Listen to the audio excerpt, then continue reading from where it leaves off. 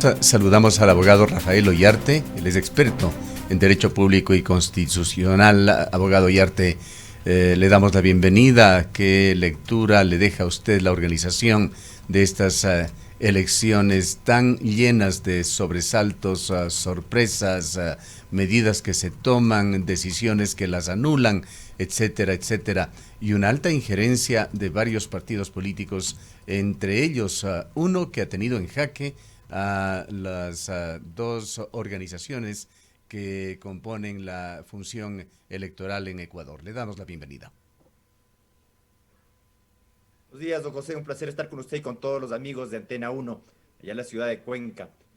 Bueno, más allá de los problemas propios de una pandemia que han afectado no solamente el proceso electoral ecuatoriano, sino los procesos electorales en República Dominicana, Chile, Bolivia u otros, en el caso nuestro, el Consejo Electoral es en mucho responsable de uno de los procedimientos electorales peor organizados en la última etapa democrática del país. Esto es un tema que comienza con avalar candidaturas que no cumplieron con la exigencia constitucional de democracia interna, haciendo la aplicación de las normas de una manera laxa, luego la permisión de permanencia por parte del Tribunal Contencioso Electoral de partidos y movimientos políticos creados al margen de la Constitución y la ley, con firmas falsas, fraudulentas, forjadas, etcétera, lo cual complicó aún más la labor de un Consejo Electoral que ya había demostrado mucho ineptitud en el procedimiento electoral del año 2019.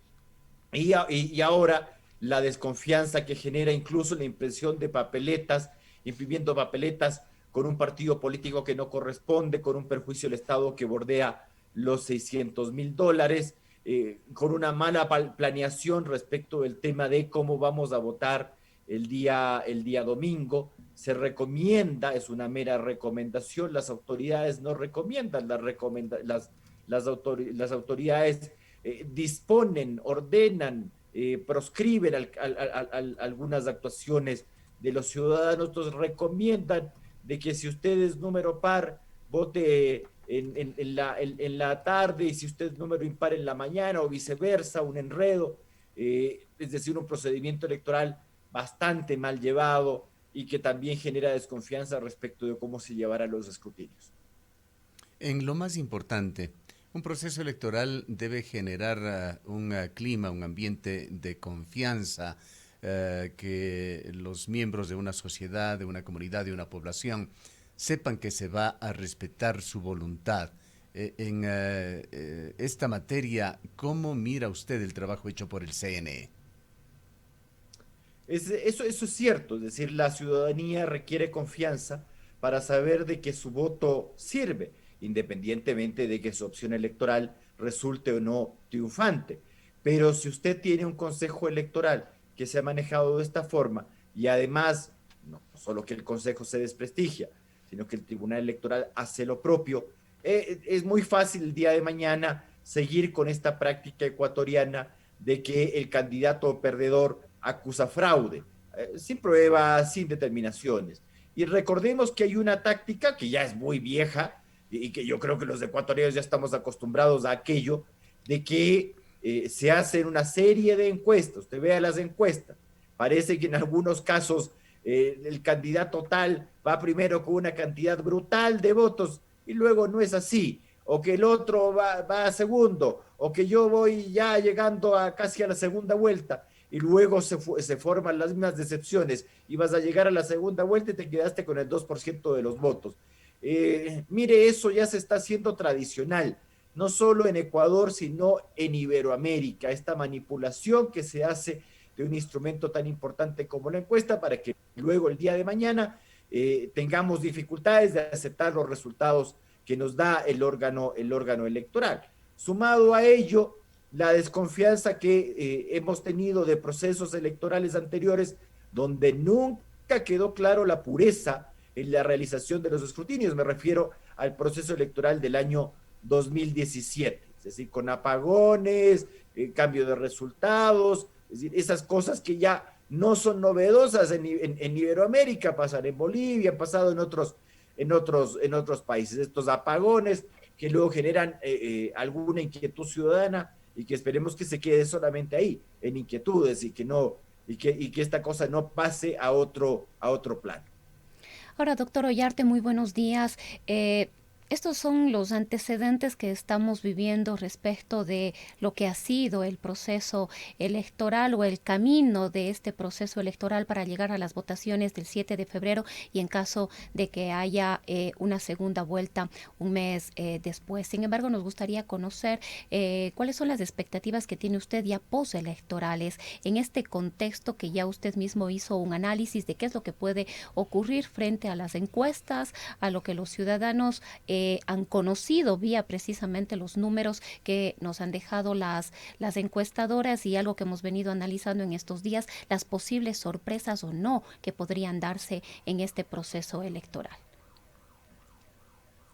A ver, es cierto que el electorado ecuatoriano en mucho es impredecible y que mucha gente, como se acostumbra en nuestro país, decide su voto en la boca de la urna, es decir, teniendo la papeleta enfrente. Eso ocurre. Por eso es que usted ve en las encuestas unos altísimos niveles de indecisión, que en algunos casos nos dicen que es el 30%, en otros casos incluso ha llegado a decir 60%. Es decir, ni en eso se ponen de acuerdo los resultados en las encuestas.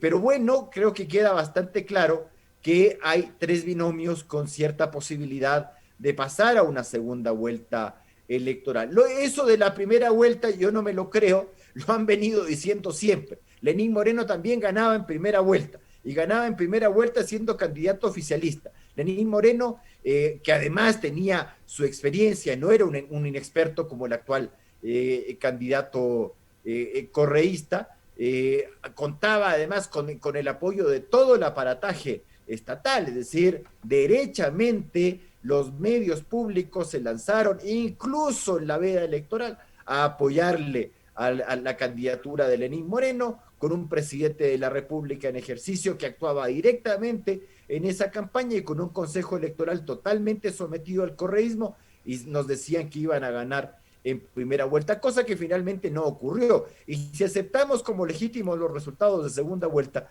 resultaron bastante apretados. Entonces hoy día sabemos más o menos que tendríamos tres binomios con ciertas posibilidades. El binomio de Lasso, el binomio de Arauz, el binomio de Yacu Pérez, de pasar a una segunda vuelta electoral. No creo que en eso haya sorpresa respecto de los demás candidatos, porque en eso sí usted notará que las encuestas sí son coincidentes. Es decir, ¿qué pasa con las 13 candidaturas restantes? Bueno, tienen unos resultados paupérrimos. Claro, lo que pasa es que usted suma 13 candidaturas y póngale 2%, 1%, el 0,5%, a la larga suman y harán alguna diferencia para la segunda vuelta. La segunda vuelta sí es una cosa bastante complicada. ¿Por qué razón? Porque la gente que no ha votado por uno de los candidatos finalistas tendrá que decidir por cuál de los dos o por ninguno. Recuerde que el voto nulo, el voto en blanco no se cuenta y que por lo tanto favorece a la gente que vota por las opciones que tienen. Pero por ejemplo, a ver, en una segunda vuelta electoral, Lasso Arauz, ¿por quién se va a decantar el electorado de Yacu Pérez? ¿Es un electorado de izquierda? Bueno, el electorado ecuatoriano no es tan ideológico en esto de izquierdas y derechas, de modo general. Pero claro, a ellos les quedará muy difícil votar por el binomio de Arauz, o sea, me refiero por el binomio Arauz-Rabascal, sabiendo que el propio Yacu Pérez ha sido en algún momento víctima de la represión correísta, recordémoslo, y de sus manifestaciones en contra de la corrupción y de la corrupción generada en aquella década. Entonces es bastante complicado dirigir el electorado a ese binomio, pero también es muy difícil dirigirle a un electorado, pongamos a una candidatura de derecha, llamémosla así, que sería la de Lasso Borrero, Entonces, claro, ¿a dónde irá esa votación? Es bastante difícil saber para dónde se dirige, si al uno, al otro, al nulo. Lo mismo ocurriría si hubiese una segunda vuelta de Arauz Yacu Pérez. ¿A dónde se dirigirá el electorado que vota por Lasso? Ciertamente que para el electorado de Lasso será más sencillo votar, entre comillas, más allá, por eso le digo, más allá de temas realmente ideológicos. Es decir, si usted es verdaderamente derechista, muy difícil votar por cualquiera de los dos. Pero si su votación ha sido por otras causas, esa votación beneficiaría más a Yacu Pérez que a Arauz, naturalmente. Ahora, si la segunda vuelta electoral es entre Yacu Pérez y Lasso, ¿a dónde se dirigirá la votación del correísmo, habiendo sufrido por parte de las dos candidaturas presuntamente finalistas muchas críticas a la labor de Rafael Correa como prófugo en Bélgica, especialmente? Ya Es nos ha decir, dado, en la segunda vuelta electoral Yarte, creo que tiene mayores complicaciones que la primera vuelta electoral para hacer algún tipo de predicción. ya nos ha dado usted su lectura sobre las encuestas cuya divulgación se prohibió ya desde hace 8 días. Pero viene más. ¿Cómo va a tomar un analista crítico como usted los tracking polls, los exit polls, el conteo rápido, aún en duda por parte del Consejo Nacional Electoral y el escrutinio oficial con los antecedentes que tenemos en las elecciones? A ver, primero los exit poll en algunas ocasiones fallan porque la gente no te quiere decir por quién ha votado. Si yo puedo votar por alguien, salir y si me hacen el exit poll, yo decir cualquier cosa. Entonces, eso ha ocurrido. Ahora, claro, los exit poll te funcionan mientras no exista ese famoso margen de error. Es decir, los exit poll tienen un margen de error muchísimo menor que una encuesta.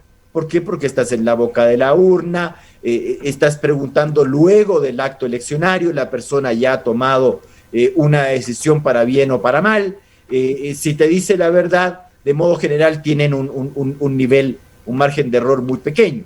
Pero claro, si la elección es apretada, recuerde 1996 o la misma elección 2017, una elección más bien estrecha, el resultado del exit poll puede no ser el correcto porque estás dentro del margen de error más o menos 2%. Entonces, usted ve esos exit poll, sí estaban dentro de los márgenes de error. No me refiero al año 2017 en que no se hizo, sino en el año 96 en el que sí se hizo. Pero los exit poll suelen ser bastante cercanos a la realidad.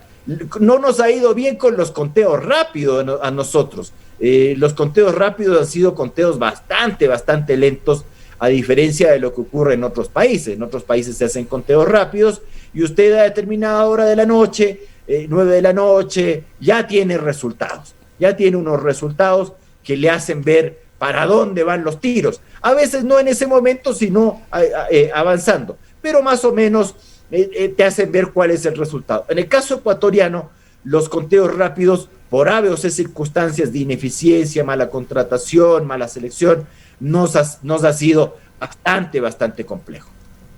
Doctor Ollarte, y justamente respecto de esto, y si las diferencias son mínimas entre uno y otro candidato, esto sumado a la desconfianza que ha dejado el Consejo Nacional Electoral en su proceder, podría provocar un nuevo caos. Ya hemos tenido problemas similares en ocasiones anteriores, como usted mismo manifestó, va a saltar la denuncia de fraude de cualquiera de los dos candidatos que se sienta en este caso perjudicado, y esto va a provocar además en la ciudadanía probablemente un respaldo. Justamente por lo que decía hace un momento, el Consejo Nacional Electoral es una de las instituciones que más baja credibilidad tiene en la ciudadanía.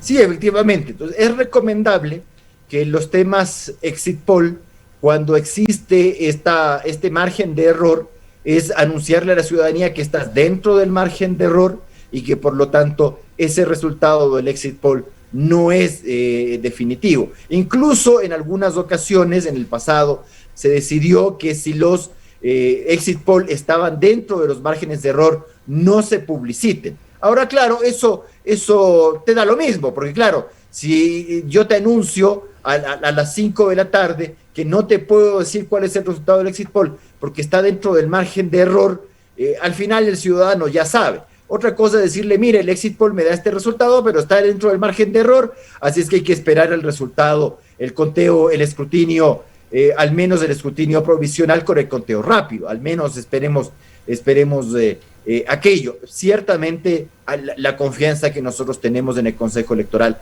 es muy, muy, muy escasa, se ha desgastado mucho este Consejo Electoral y por lo tanto los candidatos que no resulten triunfadores jugarán con sus encuestas. Pero claro, lo que pasa es que el tema de la encuesta pagada por el candidato para engañar al electorado, que además es una cosa perniciosa porque afecta al sistema electoral. Uno dice, ¿cómo puedo ver una encuesta en la que el tal candidato tiene el 39% y en otra que tiene el 22%? Hemos visto como una cadena internacional de noticias nos ha sacado una encuesta en que establece un empate, no me recuerdo si era 21-21 o 20-20, entre el binomio Lasso, que citaba, Borrero citaba esencialmente el dato de la última encuesta que se hizo pública de Sedatos.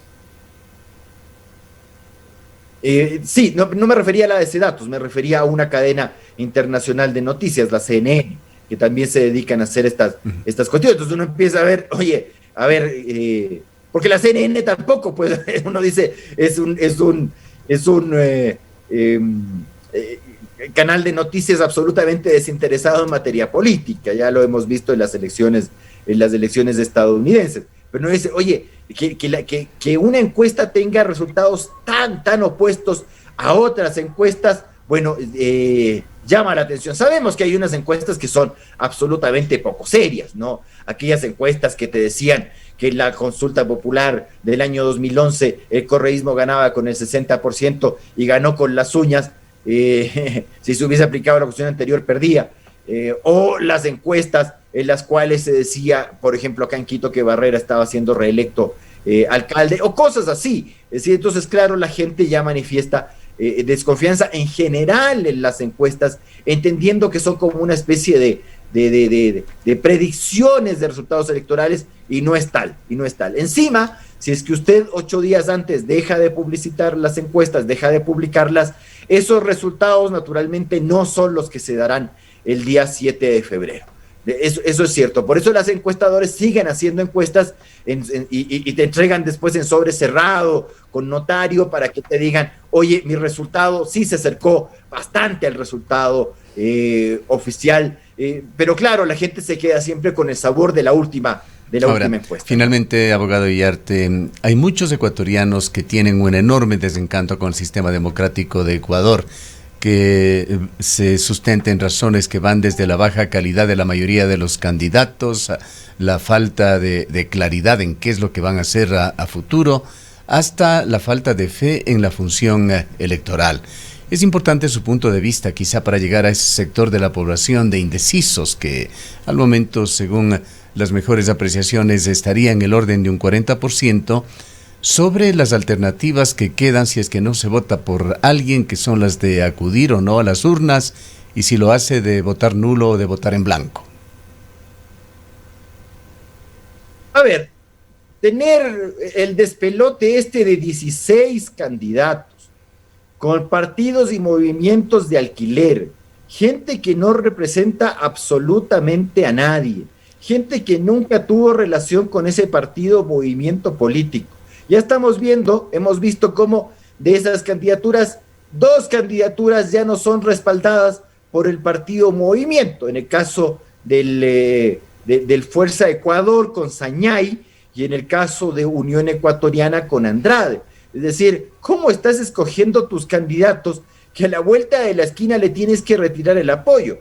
En el caso del uno, por una presunta copy and paste de su programa de gobierno sacado de Wikipedia, uno. El otro, porque se va a Fuerza Ecuador y luego se declara independiente. Esto es increíble. Pero claro, o sea, tú ya eres candidato por una tienda política y luego te declaras independiente. Bueno, eso refleja cómo hacemos las cosas. Candidaturas que son menos que testimoniales.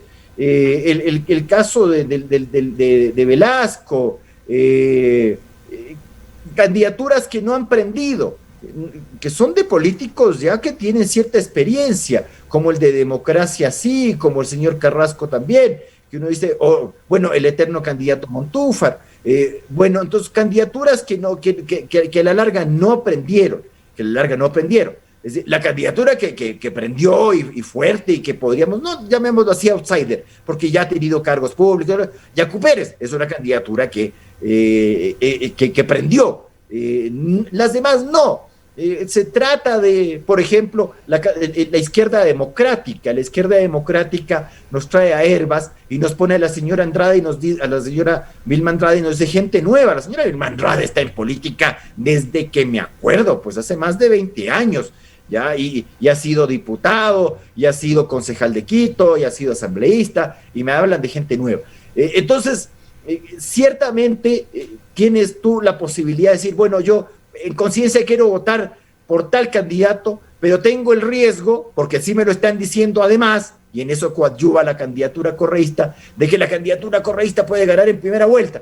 Entonces no voy a votar por quien yo quiero, sino voy a hacer voto útil, voy a votar por Lasso. Además, tome en cuenta que nosotros hacemos una legislación harto mala. Es decir, hace rato estamos con esta cuestión de los límites del gasto electoral, que se viola permanentemente y que no se aplican las sanciones nunca, jamás. Entonces ya está viendo cuánto están gastándose en las campañas en redes sociales, que en Facebook, que aquí, que allá, que en YouTube. Ya, entonces tú tienes ahí que te sale la candidatura y tal, y eso tiene un precio. Vamos a ver el día de mañana si las cuentas te dan respecto de los gastos de campaña. Un sistema en el cual tú no puedes contratar publicidad, sino que el Estado te da pagando. Tu publicidad, entre comillas, te da pagando.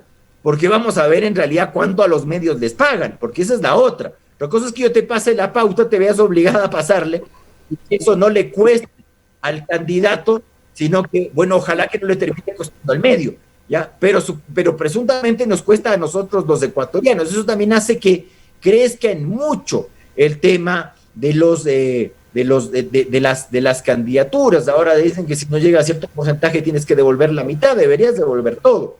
Entonces, claro, con eso se acrecentan mucho las candidaturas que además no tienen ninguna ideología, que se presentan por otras razones en algunos casos para apañar alguna candidatura a la asamblea y lograr alguna posibilidad de tener algunos escaños en la legislatura.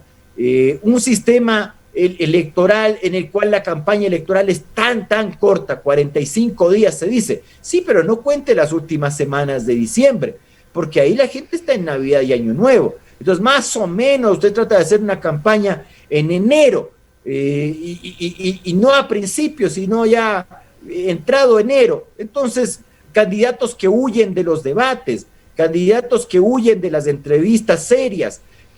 ¿Por qué? Porque no te quieren responder. Si quiere le digo con nombre y apellido. Es increíble ver que alguien que tiene alta posibilidad de entrar a una segunda vuelta te rechaza entrevistas, y entrevistas de medios que no son sumisos ni sometidos y que te van a realizar preguntas duras. Entonces tú no las quieres contestar, entonces no te quieres prestar a eso porque ni siquiera sabes hablar. Entonces, claro, uno dice, a ver, una persona que no se somete al escrutinio público a través de la prensa, o no sabe o algo esconde. Es decir, ¿qué es lo que no quieres que te pregunten? ¿Qué es lo que no quieres contestar? Tus propuestas son tan débiles que no puedes enfrentar una entrevista con un matiz de cierta fuerza, porque además... Vayamos entonces al análisis sobre la validez o no del voto en blanco, el voto nulo. A ver, el voto en blanco y el voto en nulo no cuentan, no vale. No es que el voto nulo no entra dentro del 100% de votos que van a ser el porcentaje que te dan el triunfo electoral. Me explico. Si hay 12 millones de votos y 2 millones son nulos y blancos, sobre los 10 millones de votos yo tengo el 10%. ¿Ya? Esos 2 millones quedan fuera del porcentaje. Entonces, claro, con eso naturalmente usted baja el umbral con el cual usted puede ganar una elección, por ejemplo, en primera vuelta, ¿no? Porque ahí se requiere el 40% y diferencia de 10. Si la gente que vota nulo y blanco da su opción por otros, esos ingresarán a los votos válidos y naturalmente aumenta el umbral para que usted no pueda obtener un triunfo de esa forma en primera vuelta electoral. Lo mismo ocurre en la segunda vuelta electoral. Si usted no vota por uno de los dos, su voto no cuenta, pero baja el margen para obtener la mayoría absoluta. Me explico. Si usted tiene 12 millones de votos y 8 millones anulan, usted gana con 4 millones un voto. No gana con 6 millones un voto, gana con 4 millones un voto. Entonces, es cierto que no tiene un valor electoral, no suma ni resta a nadie. No es como en otros países. Antiguamente, especialmente, se hacía esto en Uruguay o en Chile, en el que el voto en blanco iba al primero, porque si hay una diferencia, por así decirlo, filosófico-política, entre el voto nulo y el voto en blanco. El voto nulo es un voto rechazo a todos los candidatos. El voto en blanco es uno de que me da lo mismo quien gane. ¿Ya? Filosófico-políticamente se toma así la diferencia entre el voto nulo y blanco. Si usted mete la papeleta en blanco, está diciendo, me da igual. Claro. Doctor Ollarte, ¿y qué dice la ley? Eso no ocurre en Ecuador. Doctor Ollarte, ¿qué dice la ley si es que es muy difícil que ocurra, sobre todo en este proceso electoral, si el voto nulo sería mayoritario? Es decir, si el voto nulo alcanzaría el 40-50%, esto llevaría a las expectativas que tienen muchos sectores de la sociedad de que el proceso electoral efectivamente se nulite y que los candidatos ya no puedan participar en un futuro proceso electoral que se debería convocar. ¿Es esto así? Desde que me acuerdo, la gente que está inconforme en una segunda vuelta, le voy a hablar de una segunda vuelta electoral, te promueven el voto nulo para que haya un quiebre de la elección.